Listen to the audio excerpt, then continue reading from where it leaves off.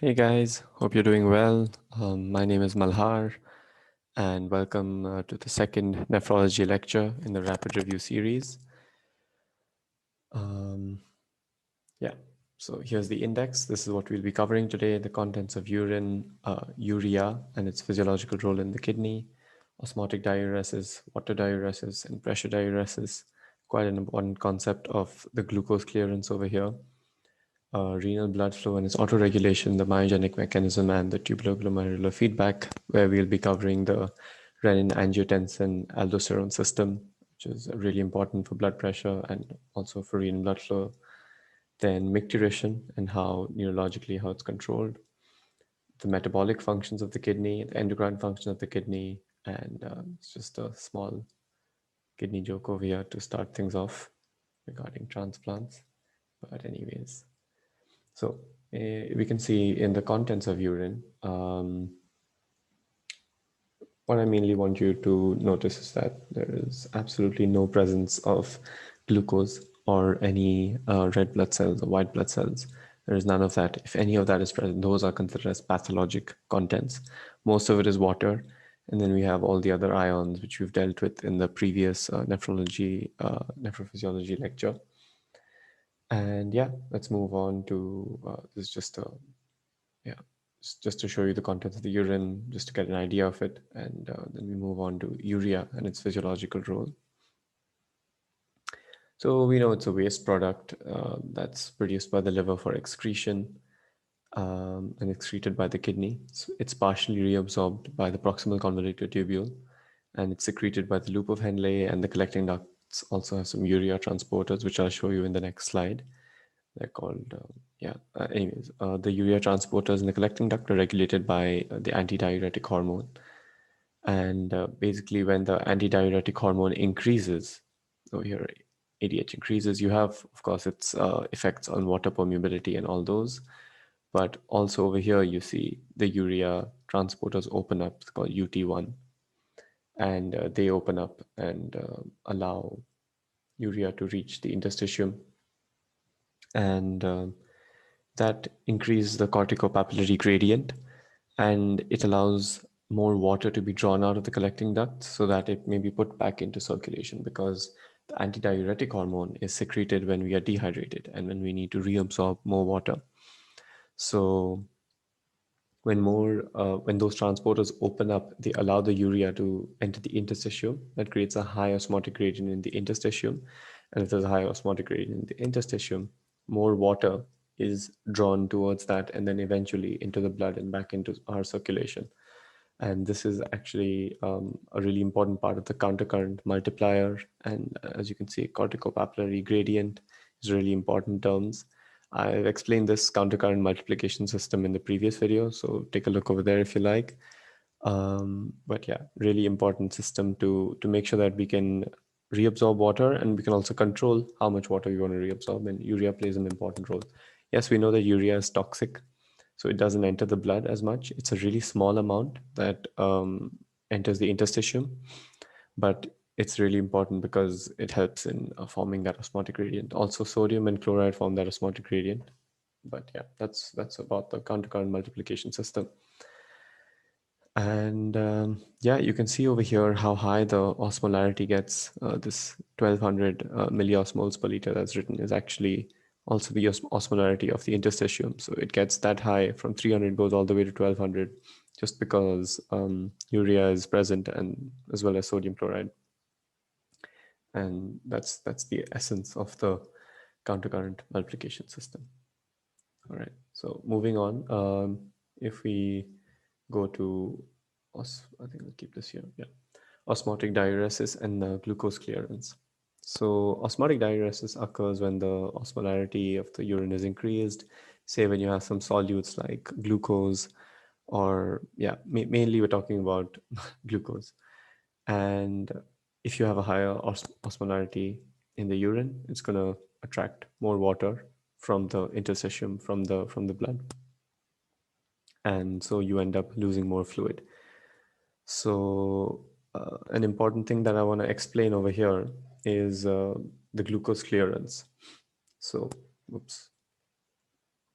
So we have over here the filtered amount of glucose, which is increasing as the plasma glucose level is increasing, right? So as the plasma glucose level is increasing, the amount of filtered glucose naturally is increasing because everything, all the blood goes through the glomerulus and it gets filtered. Now, we know that there is absolutely no glucose present in urine. As we saw in the first slide, there was no glucose present. That's pathologic. So, 1 second. Yeah. So we can see that the amount of reabsorbed glucose over here is exactly the same amount as the filtered amount of glucose until it reaches this renal threshold.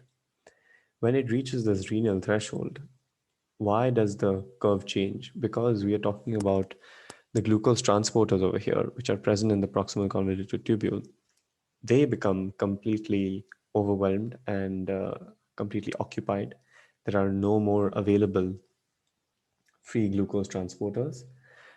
There are no more available glucose transporters, and hence no glucose is that excess glucose is not able to be reabsorbed. So it kind of stabilizes and plateaus over here. This is the maximum amount of glucose we can reabsorb because all the glucose transporters are occupied. Glucose is not a molecule that can freely diffuse. So it's not like carbon dioxide or water that can freely diffuse through the cell membrane. It needs a transporter combined with sodium in the proximal convoluted tubule. So you have this play region. It's I would say it's a little important to know that this play region is in this sort of shape because you have I think different number of glucose transporters in different nephrons. There are different types of nephrons involved in the kidney. Like this is just an additional fact. So it's not that's why it's seen as a curve. And then you can see the excreted amount of glucose, which technically should be zero, is slowly starting to increase as it crosses the renal threshold and the glucose transporters get filled up. This starts to increase in line with the amount that's filtered and the plasma glucose as it increases. So this is a really important part for glucose clearance. This is the reason, the explanation for this curve and why it's shaped like this. And yeah, please let me know if you have any doubts in the comments down below. And yeah, let's move on to water diuresis. So in water diuresis, we have, it's basically diuresis because of increased water intake. And when a large amount of water is consumed in a short amount of time, and the kidney still needs to make sure that the plasma concentration is not diluted, because we can tend to drink a lot of water sometimes, and the body always makes sure to take care of it.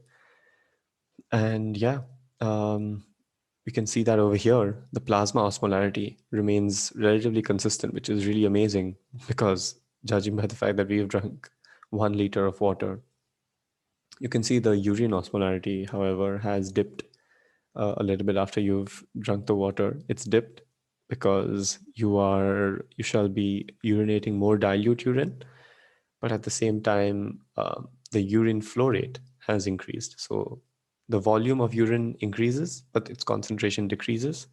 So that's why we can see that the urinary solute that's there is relatively similar to what it was before you drank the water, because we don't want to start excreting out more solute than required. And yeah, what the kidney does is make sure that more water is excreted and not more solutes. And yeah, sorry. If we move on to pressure diuresis. So this is diuresis or increased urine output due to increased pressure, which you would see in patients with hypertension. And you can see over here how even a slight increase in the pressure leads to an increase in the urinary volume and the output. And so it really needs to be tightly regulated, which we'll be covering in the following slides in the renal blood flow autoregulation. And yeah, it's really maintained at as good as a level as it can be, as close to the normal. However, if it reaches a chronic state of hypertension, and yeah, if it reaches the chronic state, we can see over here how much steeper the curve is versus the acute state, because normally you have other systems which we'll deal with in just a little bit, like the renin, angiotensin, aldosterone system, and myogenic regulation. That still plays a role, but the RAAS system is really important in regulating this, and it kind of becomes less active in a chronic state. So there is nothing preventing the natriuresis. If you increase your salt intake, even though it does increase the pressure over here, it's not nearly as steep as over here because those mechanisms to excrete more sodium are not as active anymore, and hence the curve is much steeper. So moving on, we have renal blood flow and its autoregulation. And yeah, kidneys receive like 25% of the cardiac output. So they receive quite a bit of blood. If we say the cardiac output of, say, for example, is 5 liters per minute, the renal blood flow is around 1.25 liters per minute. So if you multiply that into an hour and into a day, you can see how much blood actually goes through your kidneys and how much it gets through. So there are multiple ways that the renal blood flow is regulated, but I just want to go over these couple that I've mentioned over here, and then we'll go focus more on the autoregulation. So the sympathetic nervous system, it causes vasoconstriction in the afferent arterioles. So afferent for arrival, efferent for exit. It causes vasoconstriction in the afferent arterioles more than the efferent arterioles. And that's why the glomerular filtration rate and the renal blood flow decreases, because it, as I said, it creates more vasoconstriction in the afferent arterioles versus the efferent. And then angiotensin 2 vasoconstricts the efferent arterioles. But there's a slight catch here. This is when it's in low concentration, because the efferent arterioles are slightly more sensitive towards it. But in higher levels, it constricts both of them. This is angiotensin 2. So the glomerular filtration rate decreases in higher concentrations of angiotensin 2, whereas in lower concentrations, it increases. Then the atrial natriuretic peptide, it vasodilates the afferent more than the efferent. So the glomerular filtration rate increases. And prostaglandin E2 and I2 vasodilate to provide adequate blood flow to the kidneys during sympathetic nervous system activation. And it's to prevent prolonged vasoconstriction. So it vasodilates the arterioles so that we know in the sympathetic nervous system that it's getting lesser blood flow. And this is to prevent that for a long time, because the kidneys do have, even though they do receive 25% of the cardiac output, and that is because they filter so much, but they also have really high energy requirements. Like the proximal convoluted tubule has a lot of channels that are active, needs a lot of ATP, it's a lot of mitochondria. So it has, apart from its function to the body, it also has its own requirements of nutrition. And if it's prolonged in the sympathetic nervous system, then it can lead to ischemia, and we don't want that. So prostaglandin E2 and I2 save us from that. And a slight pharmacological tie-in over here. Non-steroidal anti-inflammatory drugs block these prostaglandins, and they protect. So these prostaglandins are there to protect us, right? In long-term sympathetic nervous system activation.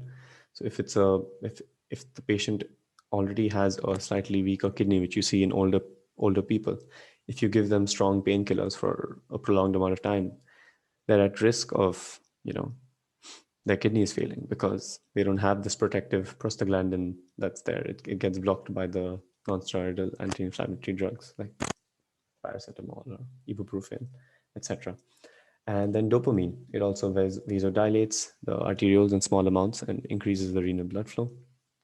Now, focusing on the myogenic mechanism, we had dealt with it a bit in the previous lecture, because renal blood flow is really related to glomerular filtration rate as well, and I've spoken about it, but let's go over it once more. So just a basic flow chart over here.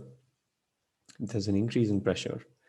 You have these stretch-induced calcium channels that are present in the smooth muscles of the afferent arteriole. And the stretching of the arteriole activates these channels, and they release calcium into the cell. And now we know that muscles need calcium to contract and, to complete a muscle contraction. And because there's increased amount of intracellular calcium, there's a stronger contraction of the muscles and less constriction of the arteriole. This is a reflex, immediate, really fast reaction to an increase in the blood pressure.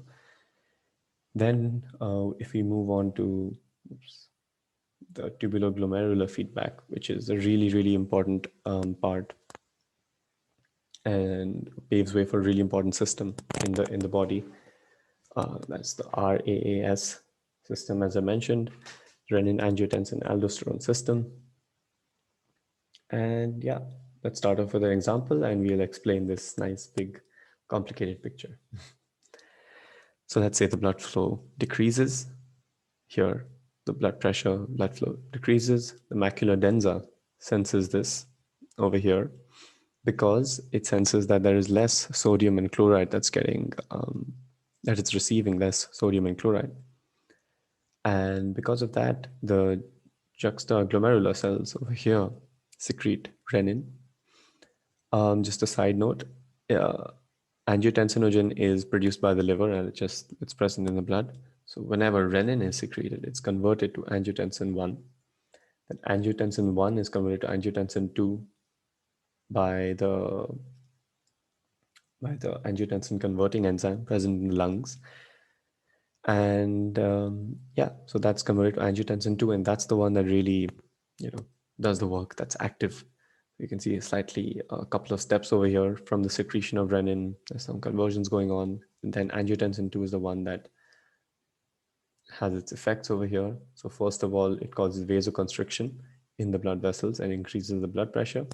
And then if we look at the kidney specifically, it constricts the efferent arteriole. So if you constrict only the efferent, which is the exit arteriole, you are increasing the hydrostatic pressure, increasing the amount of glomerular filtration rate. So over here, you can see the filtration fraction is increasing. And when the renal blood flow, say when you are in shock or you're losing blood and the amount of blood that you're receiving is lesser, this helps to preserve it. It helps to keep the glomerular filtration rate on a higher scale. It's just an example. I'm sure there are many others as well. It also increases the sodium and hydrogen activity in the proximal convoluted tubules. And yeah, aldosterone is also secreted because of it from the renal medulla. And yeah,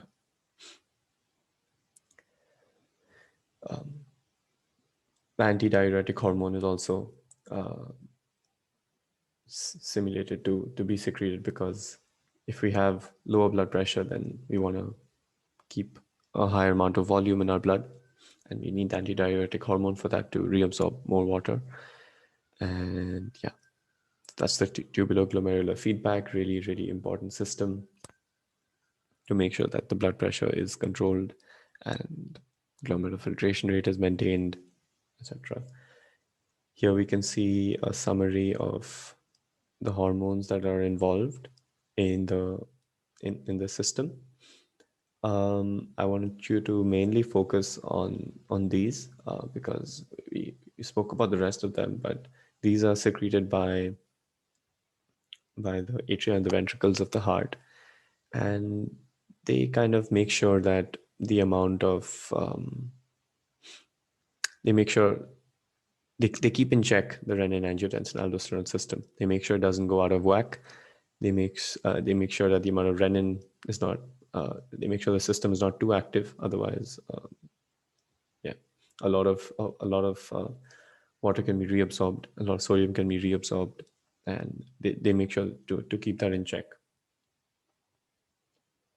And so if we move on now, we will be covering micturition. These are just some terms that I would like you to understand. By the end of it, you can rewind and see if you've understood all of them. So here we can see the physiology of micturition. All right, so let's take a look at all the receptors that are present here so we can understand all the functions of the nerves that are present. You have the M3 muscarinic receptors over here. You have the beta adrenergic beta 3 receptors here, and you have the alpha 1 receptors here, and you have some nicotinic receptors here. So you have the muscarinic and the beta receptors for the detrusor muscle, which is present in the wall of the urinary bladder. Then you have the alpha 1 receptor, which is present in the internal sphincter of the urinary bladder, just under it. And you have the muscarinic receptor, the nicotinic receptor, sorry, at the external sphincter. So this is the male's urinary system. This is the females. Females don't have a internal sphincter. They only have an external sphincter, which is present in the urogenital diaphragm. Anatomy revision for you all. And yeah, they also have a detrusor muscle, females, but they don't have an internal sphincter, just an external. External sphincter is controlled by the pudendal nerve, the somatic nerve. We can control this. The rest is all not in our control and works with reflexes and the central nervous system. So let's dive into it. The pons, by the way, is the micturition center in the body, and that's where all the impulses really come from. So yeah, cool. So we have the pelvic nerve, which is the parasympathetic nerve, and when that gets activated, it releases acetylcholine to the muscarinic receptor, and that causes contraction of the detrusor muscle. If there's a contraction of the detrusor muscle, the bladder is getting contracted, and if it's getting contracted, that means you will get the feeling of that you need to urinate. And it also then you have the pudendal nerve that works on the external sphincter. So that's what you can use when you're trying to hold in your pee. That's what you're trying to. That's the muscle you're contracting, and yeah, squeezing, and that's the one that you can control. And then you have thoracic and lumbar nerves that act on the beta 3 receptors over here, and they cause relaxation of the detrusor muscles, and they cause contraction of the internal sphincter so as to prevent you from urinating. And yeah, when we think about it, the sympathetic nervous system is the one that's involved in fight or flight. You know, when you're in a fight or flight situation, the urinary system is not really prioritized. It's given to muscles and other parts of the body. So that's why sympathetic nervous system is the one that prevents you from urinating, whereas parasympathetic promotes it. And yeah, there are other situations as well. If we now try and understand it in terms of an empty bladder,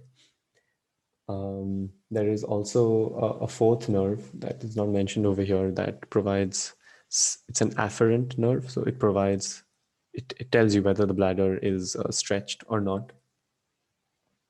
And if it's not stretched, it sends slow impulses to the central nervous system.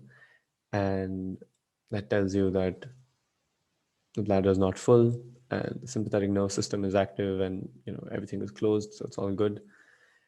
And if it starts to stretch, then it starts to send much quicker impulses to the central nervous system.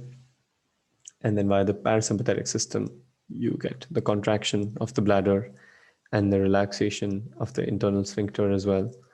And then depending on whether you release or not via the pudendal nerve, which we can control, you'll be able to remove the urine. So let's move on now to the, to the metabolic functions of the kidney. We've dealt with most of the functions already in terms of excretion of metabolic wastes, regulation of extracellular fluid volume and osmolality through the renin-angiotensin-aldosterone system, which is also maintained over here, and over here, the blood pressure, electrolyte concentrations. But I would like to focus now more on the maintenance of the acid-base balance and the participation in gluconeogenesis. And yeah, heads up guys, there's some biochem coming your way. Yeah, so if we talk about the maintenance of acid-base balance, we see that there is a reabsorption. The kidney is responsible for the reabsorption of bicarbonate and secretion of H+ ions. The normal pH of the blood is between 7.35 and 7.45. Kidney does a really good job of maintaining it in between that. And apart from that, we have other buffer systems in the body. But since we're focusing on the kidney, we can see over here how it reabsorbs the bicarbonate. So the bicarbonate gets filtered from the glomerulus. It's in the proximal convoluted tubule. Then with the sodium and hydrogen pump, hydrogen is pumped out forcefully. Because sodium gradient is this way, it's an antiport pump. Hydrogen is pumped out. It binds with bicarbonate, it becomes carbonic acid, and then carbonic hydrase splits it into H2O and CO2, which can diffuse into the cell. Once again, carbonic anhydrase converts it to carbonic acid, and then that dissociates into bicarbonate, and H plus again involved in this pump gets kicked out, and bicarb can get reabsorbed via this sodium and bicarb cotransporter or via this chloride and bicarb exchanger. So that's how bicarbonate is reabsorbed in the proximal convoluted tubule. Then if we talk about how is hydrogen excreted, we have the sodium hydrogen countertransport, as we had spoken about over here. And we also have in the alpha intercalated cells of the distal tubule and the collecting tubule, we have an ATPase pump that pumps hydrogen out. So it's not passive or anything. It's actively pumped out in this part of the kidney.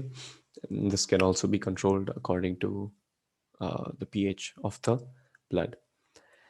And yeah, you'd be thinking that since so much hydrogen is getting pumped out into the urine, it's getting quite acidic, and that's definitely not okay. The urine also has to have an of a pH of a certain amount. It should be around 4.5, and if it gets lower than that, it can damage the cells. So you have other buffers like ammonia and phosphate that are present, and they are the ones that help to keep the pH around 4.5, right? So time for a little biochem now. Glutamine reaches the kidney via the blood, and its main role is that it has ammonium, it has excess ammonium ions, which are removed into the urine. We know that a lot of ammonia in the body is not good, gets toxic. The glutamine helps us in removing that. But at the same time, glutamine has two functions. So you can see your glutamine enters, releases one ammonium ion, and becomes glutamate. It can release another one, and it can become alpha ketoglutarate. And that alpha ketoglutarate can be reused as in gluconeogenesis. But this is really important to remember that this is only in times of extreme starvation that the alpha ketoglutarate is converted into glucose. And yeah, two main functions of the glutamine that's there and that the kidney plays a role in is that helps in excreting the ammonia and also reconverting into glucose because it forms alpha ketoglutarate. All right. So if you look at the endocrine renal function now, we can see that the hormones produced by the kidney are the ones mentioned here: erythropoietin, calciferol, prostaglandins, dopamine. Vitamin D is it circulates really all over the body. And I won't go into too much detail of the biochem and all the steps, but it has a couple of areas where it gets metabolized, and the kidney is one of them, really important in the activation so that it can actually be active and help in reabsorbing more calcium in the gut. So erythropoietin is released by the interstitial cells in the peritubular capillary bed in response to hypoxia, and it stimulates red blood cell proliferation in the bone marrow. It can even be administered for anemia secondary to chronic kidney disease. But if you do have a lot of erythropoietin, it can lead to an increased risk of hypertension. And you can see over here when there's hypoxia, the kidney gets stimulated to produce erythropoietin, and then you have a normal RBC concentration that's present. Increased risk of hypertension is because the viscosity of the blood increases, and yeah. So if you look at calciferol, the proximal convoluted tubule cells convert 25-OH vitamin D3 to 125-OH to vitamin D3, which is calcitriol, which is the active form.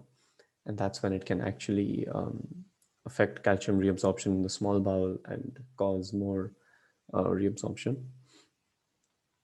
And then if you look at the prostaglandins, it's a paracrine secretion. It vasodilates the afferent arterioles to increase the RBF. As I mentioned earlier, the pharmacology tie-in is that non-steroidal anti-inflammatory drugs block this renal protective prostaglandin synthesis. So it can lead to acute kidney injury, especially if they're in low renal blood flow states.